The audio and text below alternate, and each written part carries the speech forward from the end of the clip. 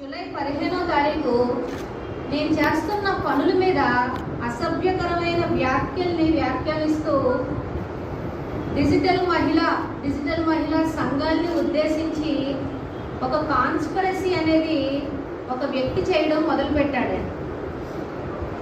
ఆ వ్యక్తి జూలై 15 రోజున డైరెక్ట్గా పేర్లు వేయకుండా బీప్ సౌండ్ వేసుకుని ఇన్స్టాగ్రాము, యూట్యూబ్, ఫేస్బుక్ ఉద్దేశించి కొంతమందిని తప్పుద్రోవ పట్టించే వీడియోలు చేయడం మొదలుపెట్టాడు. సోషల్ మీడియాలో ఇవన్నీ సర్వసాధారణం అని చెప్పి జూలై 15వ తారీఖున ఏమీ రియాక్ట్ అవ్వలేదండి, మేము రెస్పాండ్ అవ్వలేదు. అలా చూస్తూ ఉండగా యూట్యూబ్లో పెద్ద పెద్ద వీడియోలు రిలీజ్ చేయడం మొదలుపెట్టాడు. ఇందులో వీడియోలు ఎవరిని ఉద్దేశించినవంటే డిజిటల్ మహిళ అనేది 22,000 మంది మహిళల సభ్యత్వం ఉన్న ఒక సంస్థ అండి. డిజిటల్ మహిళలు అనేది ఇవాళ ఒక వ్యవస్థాపకురాలు రాజమండ్రిలో కూర్చొని మాట్లాడుతున్నప్పటికీ కూడా 56 ప్రదేశాల్లో సంఘాలుగా నడుస్తున్న ఒక సంస్థ అండి.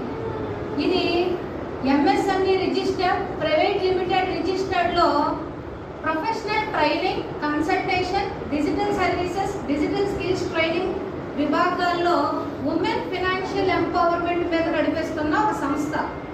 ఆంధ్రప్రదేశ్, తెలంగాణ, రాయలసీమ, చెన్నై, బెంగళూరు, ముంబై ఇలా వివిధ ప్రాంతాల్లో తెలుగు మహిళలు ఎక్కడెక్కడ ఉన్నారో అన్ని చోట్ల కూడా 3 సంవత్సరాల నుంచి నడిపించుకుంటూ వస్తున్నాం.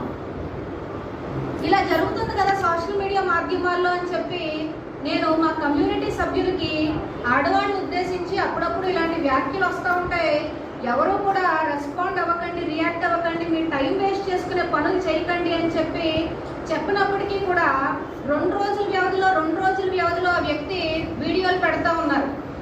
ఒకరోజు యూట్యూబ్ని మాధ్యమంగా తీసుకుని 26 నిమిషాలు నా పేరుని, నా సంస్థ ఏవైతే అసభ్యకరంగా వీడియోలు పెట్టాడో, అందరికీ ఫోన్లు చేపిస్తున్నాడో, అందరినీ కూడా మానసికంగా ఇబ్బంది పెడుతున్నాడో, పిక్చర్స్ వేసి ఫోటోలు వేసి వీళ్ళు అని పలానా చూపిస్తున్నాడో, ఇలాంటి వాటిపైన తక్షణంగా చర్యలు తీసుకోవాలి.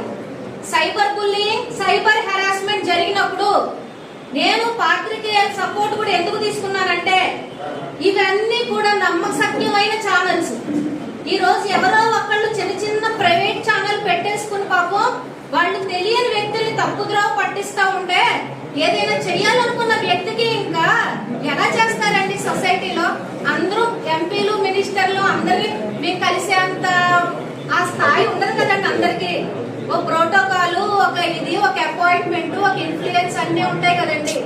సార్ నేను ఎవరిని కూడా నాకు అది కావాలి ఇది కదా అని వ్యక్తిగతంగా అడగడానికి రాలేదు.